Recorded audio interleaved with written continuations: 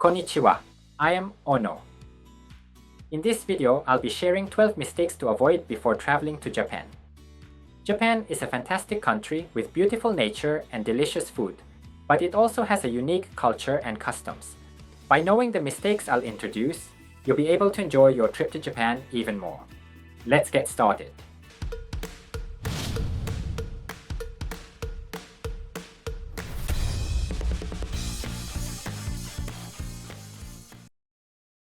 Mistake 1. Staying too long in a ramen shop.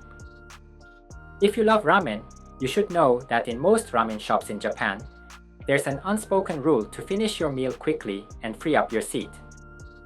Independently owned ramen shops often have limited space and prices that are much cheaper than other restaurants.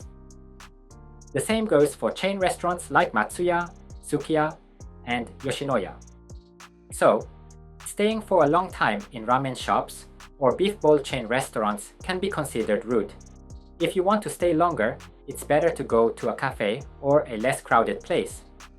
Cafes generally allow longer stays, but some in major areas like Shinjuku and Shibuya have a 2-hour limit. By the way, even in ramen shops or beef bowl chains, you don't have to leave immediately if the place is not crowded after you finish eating. Mistake 2. Waiting for the waiter to come. In many Japanese restaurants, waiters won't come to your table unless you call them. Due to labor shortages, especially in major chains, ordering with digital tablets has become more common. Some places even use robots to serve food, like in Gasto and Kappa Sushi.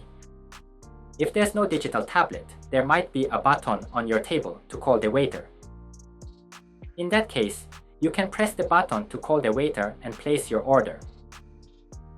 However, in high-end restaurants or small privately owned restaurants, the waiter might come to take your order. If they don't come, you can say, "Excuse me," to call them. Mistake 3. Not cleaning up after the meal. In most restaurants, it's okay to leave your table as it is after eating. But in some ramen shops, food courts, and cafes, the situation is different. First, let's talk about eating at a counter in a local ramen shop in Tokyo. If you're eating at a table, you don't need to worry about this. But if you're at the counter, it's common to leave your bowl on the counter after finishing your meal. At popular ramen chains like Ichiran or Ippudo, which are popular with foreigners, you don't need to worry about these unspoken rules.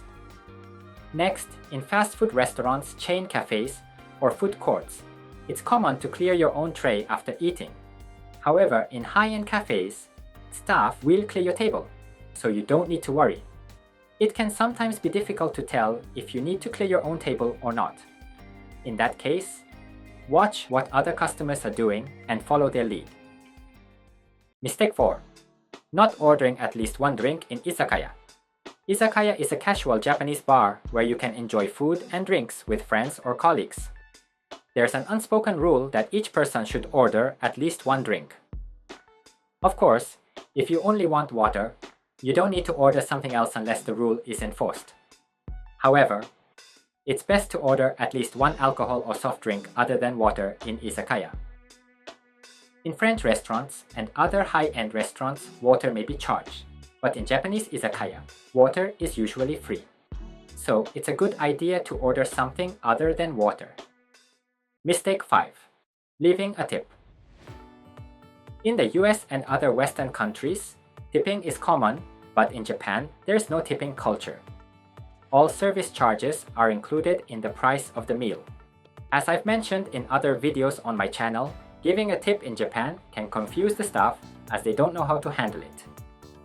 Instead of tipping, simply say "thank you" or "arigatou gozaimasu" to express your gratitude.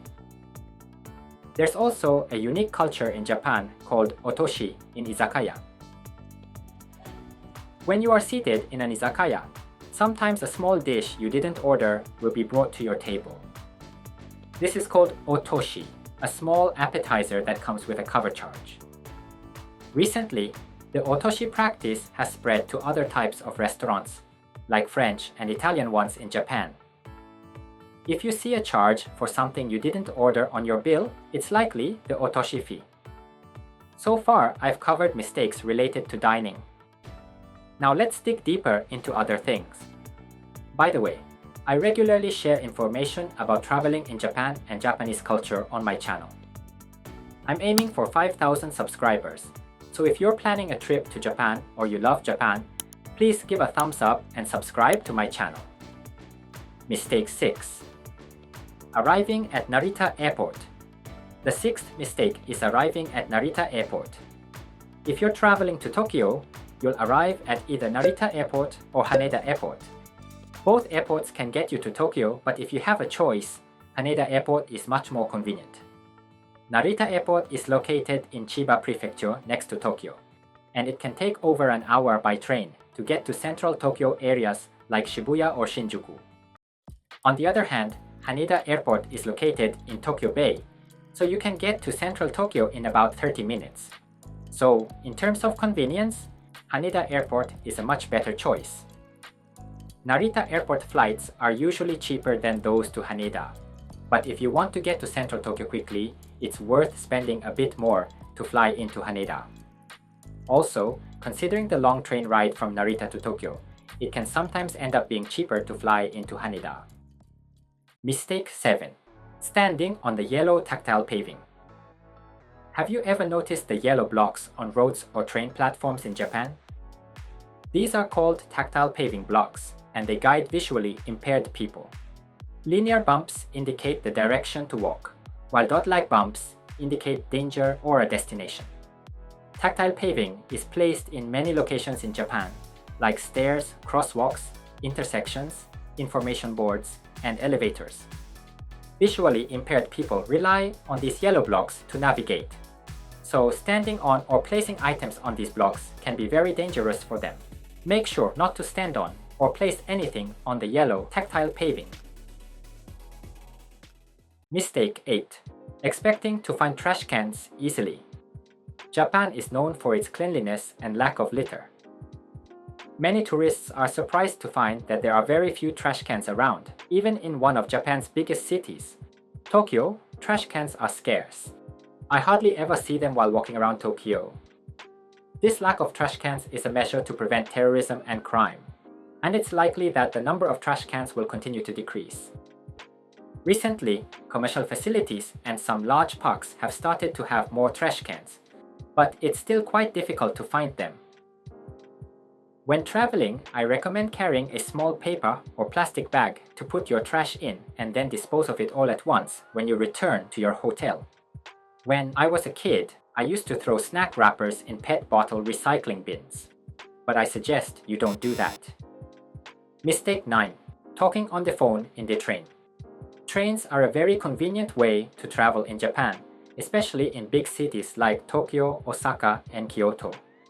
Trains run frequently and are used by many Japanese people, including office workers and students. To ensure that all passengers can travel comfortably, there are some rules to follow. One of these rules is to refrain from talking on the phone or speaking loudly on the train. Passengers who are tired from work or studying want a quiet space, so many train companies prohibit loud conversations and phone calls. Violators may get into trouble with other passengers or be warned by station staff. To avoid trouble, it's best to use the train quietly. Mistake 10. Not carrying cash. In Japan, especially in restaurants and small shops, you might not be able to use credit cards or digital payments. So, if you don't have cash, you might not be able to pay for your meals or drinks. Therefore, it's very important to have Japanese yen when traveling in Japan. You can get cash at ATMs in airports or 7-Eleven convenience stores, and you can exchange money at hotels. There are various opinions on how much cash to carry, but you should have at least 10,000 yen for emergencies. And if you want more information about the money guide in Japan, I recommend this video. Mistake 11. Standing in the middle of the escalator. There are many unspoken rules in Japan that can be troublesome. This applies to escalators as well. When riding an escalator, don't stand in the middle, but move to the right or left to allow people in a hurry to pass. However, the side you should stand on varies by region. Usually, you stand on the left side, but in Osaka, the rule is to stand on the right.